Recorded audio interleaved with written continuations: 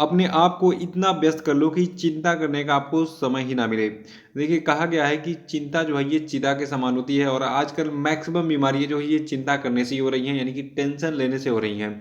तो टेंशन को दूर भगाओ, और आपके पास जो है उसमें पहले खुश रहना सीखो, और जो नहीं है उसको पाने की कोशिश में लगातार लगे रहो और बढ़िया से बढ़िया करने की कोशिश करो। नमस्कार दोस्तों, आज के वीडियो में डिस्कस करेंगे हम 8 जनवरी करंट अफेयर पे। और देखिए, आज की वीडियो में टोटल हम 10 मोस्ट इंपॉर्टेंट करंट अफेयर चर्चा करेंगे, और साथ में इनसे जुड़े जितने भी स्पेशल फैक्ट हैं उन पर पूरी डिटेल में चर्चा करेंगे।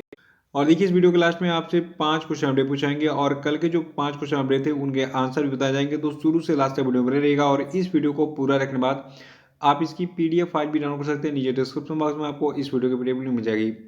और देखिए, अगर आप इस चैनल पर हैं तो चैनल को भी सब्सक्राइब करके बेल आइकन प्रेस कर दीजिएगा, और वीडियो को लाइक और शेयर भी कर दीजिएगा। तो चलिए शुरू करते हैं इस वीडियो को। देखिए, आज के करंट अफेयर का पहला और सबसे मोस्ट इंपॉर्टेंट प्रश्न है कि पुरुषों के टेस्ट मैच में मैच अधिकारी बनने वाली पहली महिला अंपायर कौन बन गई हैं? तो देखिए, इनका नाम है क्लेयर पोलोसाक। देखिए, जो आपकी क्लेयर पोलोसाक है, इनके बारे में आपको बता दूं। देखिए, भारत और ऑस्ट्रेलिया के बीच में जो आपका सिडनी क्रिकेट ग्राउंड है, वहां पर अभी हाल ही में गुरुवार को यानी कि 7 जनवरी को तीसरा टेस्ट मैच जो है जो शुरू हुआ है, उसमें ऑस्ट्रेलिया की क्लेयर पोलोसाक को अंपायर के रूप में अपॉइंट किया गया है, और वहाँ पर ये चौथे अंपायर की भूमिका निभा रही हैं। देखिए, आपने अंपायर के बारे में सुना होगा, थर्ड अंपायर के बारे में सुना होगा, लेकिन चौथे अंपायर के बारे में बहुत कम लोग जानते होंगे। तो चौथे अंपायर का वर्क क्या होता है क्रिकेट में, ये मैं आपको बता देता हूँ।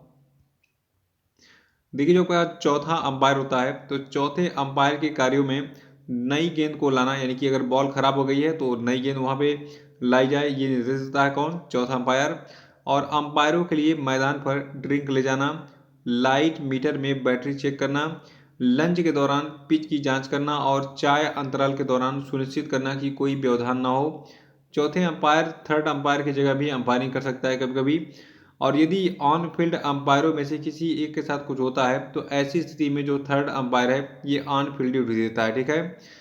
और देखिए, टेस्ट मैचों के लिए आईसीसी के नियमों के अनुसार जो आपका चौथा अंपायर होता है, इसको घरेलू क्रिकेट बोर्ड के द्वारा अपने नामांकित व्यक्ति से आईसीसी अंपायरों के लिए अंतर्राष्ट्रीय पैनल और मेजबान देश से नियुक्त किया जाता है। तो ये भूमिका होती है चौथे अंपायर की एक क्रिकेट मैच में, इसको याद रखिएगा। और अभी हाल ही में क्लियर पोलिसा को जो है पुरुषों का जो टेस्ट मैच है उसमें चौथा अंपायर बनाया गया, ठीक है। ये क्रिकेट कहाँ पे आयोजित हुआ? ऑस्ट्रेलिया के सिडनी क्रिकेट ग्राउंड में 7 जनवरी को। तो 7 जनवरी को इन्होंने जो है ये इतिहास बनाया। और देखिए, दूसरा प्रश्न है कि हाल ही में किस राज्य सरकार ने किसान सूर्योदय योजना लागू की है? तो देखिए, किसान सूर्योदय योजना को गुजरात की सरकार के द्वारा लॉन्च किया गया है। देखिए, गुजरात की जो सरकार है, इसने सिंचाई के लिए दिन के समय बिजली की आपूर्ति सुनिश्चित करने के मकसद से इस किसान सूर्योदय योजना को शुरू किया है। और इसके तहत किसानों को सुबह 5 बजे से रात के 9 बजे तक जो है बिजली की सप्लाई किए जाने का प्रावधान है। और एक सबसे खास बात है कि गुजरात की जो राज्य सरकार है, ये 2023 तक इस किसान सूर्योदय योजना के तहत जो है पारेषण और संरचना स्थापित करने के लिए कुल 3500 करोड़ रुपए का इसने बजट भी आवंटित किया है। तो ये डिटेल शेयर किया किसान सूर्योदय योजना के बारे में, इसको गुजरात की सरकार के द्वारा शुरू किया गया है। और गुजरात की कैपिटल है गांधीनगर, गवर्नर है यहाँ के आचार्य देवव्रत। गुजरात के मुख्यमंत्री का नाम है विजय रूपाणी, और गुजरात की जनसंख्या है 6.27 करोड़। और देखिए, कल अभी बहुत सारे लोगों का मैसेज आया, बहुत सारे लोग सेलेक्ट हुए हैं। और मैंने स्टेटस तो देखिए, कल का जो मेरा जो यूट्यूब का स्टेटस को देख लीजिएगा, उस पर एक सरप्राइज़ है। उस पर तो केवल मैंने एक ही स्टेटस लगाया, बाकी मैसेज बहुत सारे आए कि सर मेरा भी सिलेक्शन हो गया।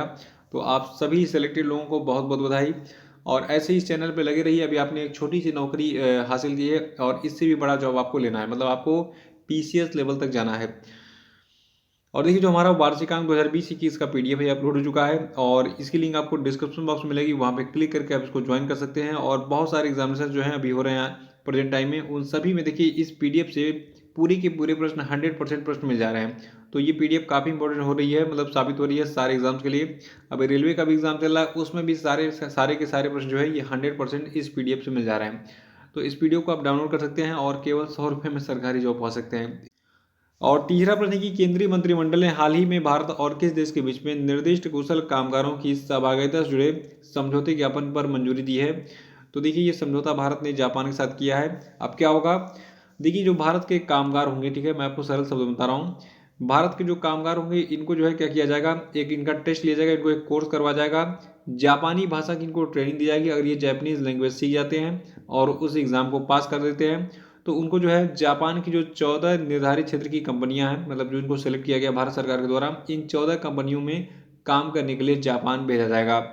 देखिए जापान की जो सरकार है भारत के ये इन कुशल कामगारों को विशिष्ट कुशल कामगार के रूप में जो है निवासी का भी दर्जा प्रदान करेगी जापान में। तो ये समझौता हुआ है, मतलब निर्दिष्ट कुशल कामगारों की सावगाई से जुड़े समझौते ज्ञापन पर अभी हाल ही में भारत और जापान के बीच में समझौता हुआ है, इसको याद रखिएगा। देखिए जापान के बारे में दो खास बातें हैं। जापान को हम कहते हैं उगते सूरज का देश, ठीक है। सबसे पहले सूर्य कहाँ से दिखाई देता है उगते हुए, जापान से दिखाई देता है। तो जापान को इसीलिए हम जो है country of the rising sun कहते हैं, यानी कि उगते सूरज का देश कहते हैं, इसको याद रखिएगा। और दूसरा, जापान के जो प्रधानमंत्री हैं, देखिए जापान के प्रधानमंत्री पहले शिंजो आबे हुआ करते थे, लेकिन अब नए प्रधानमंत्री कौन बने हैं, इनका नाम है योशिहिदे सुगा। कैपिटल जापान की टोक्यो है, करेंसी है जैपनीज येन और पॉपुलेशन है 12.65 करोड़। चौथा प्रश्न है कि हाल ही में किसने भारतीय सेना की मानवाधिकार सेल के प्रथम अतिरिक्त महानिदेशक का पदभार संभाल लिया है। तो देखिए अभी हाल ही में मेजर जनरल गौतम चौहान जो है, इन्होंने भारतीय सेना की मानवाधिकार सेल के प्रथम अतिरिक्त महानिदेशक का पदभार संभाल लिया है। देखिए जो आपके मेजर जनरल गौतम चौहान, ठीक है, ये भारतीय सेना के उप प्रमुख लेफ्टिनेंट जनरल के सैनी के नेतृत्व में कार्य करेंगे अब। और ये जो भारत का रक्षा मंत्रालय है, मैं आपको थोड़ा सा अपडेट देता हूँ पुराना। देखिए 2019 की बात है, अगस्त महीने में 2019 में मानवाधिकार सेल को गठित करने की मंजूरी दी थी रक्षा मंत्रालय ने। और इस नए सेल का जो गठन है ये मानवाधिकार के प्रति भारतीय सेना की प्रतिबद्धता को प्रकट करता है। और इस पद पर भी हाल ही में कौन अपॉइंट हुए हैं, मेजर जनरल गौतम चौहान। याद रखिएगा कि भारतीय सेना की मानवाधिकार सेल के जो पहले अतिरिक्त महानिदेशक बनाए गए हैं, इनका नाम है मेजर जनरल गौतम चौहान। यहाँ पे इनकी फोटो भी आपको दिख रही है। पांचवा प्रश्न की निम्न में से किसे दूसरी बार अमेरिकी संसद प्रतिनिधि सभा का स्पीकर नियुक्त किया गया है। तो देखिए इनका नाम है नैन्सी पेलोसी। देखिए बिहार में ये लगातार चौथी बार चुनी गई हैं अमेरिकी संसद प्रतिनिधि सभा की स्पीकर। और देखिए ये पहली बार 2007 में इस पद पर चुनी गई थी। और देखिए आपको बता दूं ये इस पद पर चुनी जाने वाली पहली महिला भी हैं। और देखिए स्पीकर का कार्यकाल क्या होता है, देखिए अमेरिकी संसद प्रतिनिधि सभा का जो स्पीकर होता है ये जो है अमेरिकी सदन का राजनीतिक और संसदीय नेता होता है। और दूसरी सबसे खास बात जो आपकी नैन्सी पेलोसी हैं, ये जो है अमेरिका के डेमोक्रेटिक पार्टी की जो है नेता हैं, इसको आप याद रखिएगा। और छठवां प्रश्न है कि आंध्र प्रदेश हाईकोर्ट के नए मुख्य न्यायाधीश कौन बने। तो देखिए आंध्र प्रदेश हाईकोर्ट के जो नए मुख्य न्यायाधीश बने इनका नाम है अरूप कुमार गोस्वामी। यहाँ पे इनकी फोटो आपको दिख रही है, याद रखिएगा। अरूप कुमार गोस्वामी को भी हाल ही में आंध्र प्रदेश हाईकोर्ट के नए मुख्य न्यायाधीश के रूप में अपॉइंट किया गया है। देखिए भी हाल ही में आंध्र प्रदेश के जो राज्यपाल हैं विश्वभूषण हरिचंदन, इन्होंने जो है अरूप कुमार गोस्वामी को आंध्र प्रदेश हाईकोर्ट के नए मुख्य न्यायाधीश के पद और गोपनीयता की शपथ दिलाई। और आपके न्यायमूर्ति गोस्वामी जी है, देखिए ये इससे पहले सिक्किम उच्च न्यायालय के मुख्य न्यायाधीश के पद पर कार्य कर रहे थे। पिछले सप्ताह इनका तबादला आंध्र प्रदेश के मुख्य न्यायाधीश के तौर पर किया गया। और आंध्र प्रदेश के मुख्य न्यायाधीश के पद पर इन्होंने जो है जेके माहेश्वरी का स्थान लिया है। देखिए जेके माहेश्वरी का ट्रांसफर अब जो है सिक्किम में कर दिया गया है। तो ये अपडेट याद रखिएगा। सातवां प्रश्न है कि हाल ही में किस देश ने वर्ष 2015 के परमाणु समझौते का उल्लंघन करते हुए एक भूमिगत इकाई में 20% तक यूरेनियम का संवर्धन शुरू कर दिया है। तो देखिए भी हाल ही में जो आपका ईरान है, इसने जो है 2015 के परमाणु समझौते का उल्लंघन करते हुए भूमिगत इकाई में 20% तक जो है यूरेनियम का संवर्धन शुरू कर दिया है। और इसी बीच अमेरिका ने ईरान से बढ़ते सुरक्षा खतरों को ध्यान में रखते हुए खाड़ी क्षेत्र में अपने परमाणु ऊर्जा संचालित विमान वाहक पोत निमित्त जो को तैनात करने का भी फैसला किया है।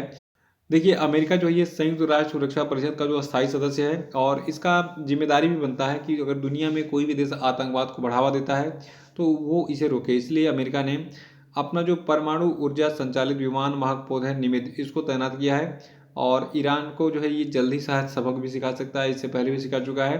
देखिए ईरान जो है आपका मिडिल ईस्ट एशिया में स्थित है। प्रेसिडेंट है हसन रूहानी यहाँ के, कैपिटल है तेहरान, करेंसी यहाँ की ईरानियन रियाल है, सुप्रीम लीडर यहाँ के हैं अली खामेनी। और ईरान की जनसंख्या है 8.18 करोड़। और आठवां प्रश्न है कि भारत और किस देश ने मध्यम रेंज की सतह से हवा में मार करने वाली मिसाइल रक्षा प्रणाली का सफलतापूर्वक परीक्षण किया। तो देखिए देश आपका है इजराइल। देखिए भारत और इजराइल ये दोनों देश जो है इन्होंने अपनी युद्धक क्षमताओं को बढ़ाने के लिए संयुक्त रूप से इस सतह से हवा में मार करने वाली मिसाइल रक्षा प्रणाली को विकसित किया है। और इस मिसाइल प्रणाली से जो शत्रु का विमान होगा, जैसे कि मान लीजिए भारत हो या फिर इजराइल हो, इनके ऊपर किसी दूसरे देश का अटैक हो रहा है किसी विमान के माध्यम से, तो जो आपका ये नया वाला सतह से हवा में मार करने वाला मिसाइल रक्षा प्रणाली है, इसके माध्यम से उन शत्रु के विमान को 50 से 70 किलोमीटर की दूरी से जो है मारकर गिराया जा सकता है। और नवा प्रश्न है कि हाल ही में किस स्थान पर खेलो इंडिया आइस हॉकी टूर्नामेंट का शुभारंभ किया गया। तो देखिए अभी हाल ही में कारगिल में जो है खेलो इंडिया आइस हॉकी टूर्नामेंट का शुभारंभ किया गया है। देखिए कारगिल के बारे में आपको बता दूं, कारगिल जो है ये लद्दाख का एक जिला है और वहाँ पर अभी हाल ही में इस खेलो इंडिया आइस हॉकी टूर्नामेंट का जो आयोजन है ये स्टार्ट हो गया है। कब से? 7 जनवरी से। और देखिए इस टूर्नामेंट में लद्दाख के चिकटन के विभिन्न गाँव से भाग लेने वाली जो 13 टीमें हैं ये पार्टिसिपेट कर रही हैं। और इन 13 टीमों में खास बात यह है, इसमें 11 पुरुष टीमें हैं और 2 महिला टीमें शामिल हैं और पहली बार महिला टीमें खेल रही हैं इस खेलो इंडिया आइस हॉकी टूर्नामेंट में। तो ये अपडेट याद रखेगा। 10वां प्रश्न की हाल ही में किस सबसे पुराने जीवित प्रथम श्रेणी के क्रिकेटर का निधन हो गया। तो देखिए अभी हाल ही में एलन बर्गेस का निधन हो गया। ये जो है सबसे पुराने जीवित प्रथम श्रेणी के क्रिकेटर थे। इनकी उम्र 100 साल थी वर्तमान में और ये दाहिने हाथ के बल्लेबाज थे और बाएं हाथ के ये धीमी गति के गेंदबाज थे। और ये जो है न्यूजीलैंड के क्रिकेटर थे, याद रखिएगा इसको। और देखिए जो कि एलन बर्गेस हैं, इन्होंने सेकेंड वर्ल्ड वार यानी कि द्वितीय विश्व युद्ध के दौरान इंग्लैंड में जो है न्यूजीलैंड की सेना में एक टैंक चालक के रूप में काम किया था। यानी कि सेकेंड वर्ल्ड वार में भी इन्होंने सेवाएं दी थी अपनी। इनकी मृत्यु के बाद जो है अब देखिए ये जो है इनके नाम से रिकॉर्ड किया था। ये वर्तमान में सबसे पुराने जीवित प्रथम श्रेणी क्रिकेटर थे, लेकिन अब ये रहे नहीं। तो अब इनके बाद ये खिताब किसको मिलेगा? ये भारत के रघुनाथ चंदोरकर को मिलेगा। जो भारत के रघुनाथ चंदोरकर हैं ये अब जो है सबसे पुराने प्रथम श्रेणी के जीवित क्रिकेटर हैं। ठीक है, इसको याद रखिएगा, ये एग्जाम में पूछा भी जा सकता है। तो ये थे आपके आज के सभी महत्वपूर्ण करंट अफेयर और हम बात कर लेते हैं आज के सभी क्वेश्चन अपडेट पे। देखिए आज क्वेश्चन अपडेट का पहला प्रश्न आपके लिए कि कोरोना वायरस संकट के कारण ब्रिटेन के प्रधानमंत्री बोरिस जॉनसन का जो जनवरी 2021 में दौरा था, मतलब ये किस देश का दौरा था जो टल गया, बताइए। ये किस देश में चीफ गेस्ट बन के जाने वाले थे 26 जनवरी के परेड में, बताइए। दूसरा प्रश्न आपके लिए कि हाल ही में किसे भारत में ब्रिटेन का उच्चायुक्त बनाया गया है, उत्तर बताइए तुरंत। और तीसरा है द क्रॉनिकल ऑफ फिलैंथ्रोपी की रिपोर्ट के मुताबिक वर्ष 2020 में दुनिया में सबसे अधिक दान किस व्यक्ति ने दिया, बताइए।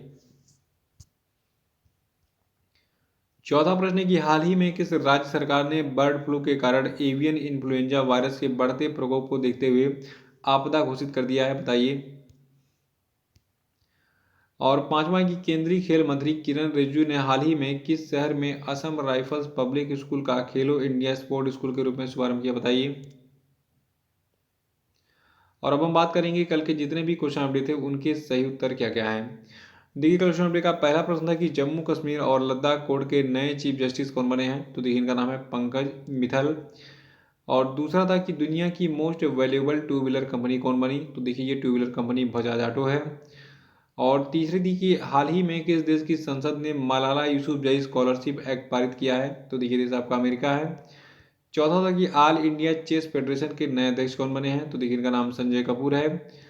और पांचवा था कि all India gem and jewellery domestic council का नया अध्यक्ष किसे बनाया गया है। तो देखिए इनका नाम है आशीष पेठे।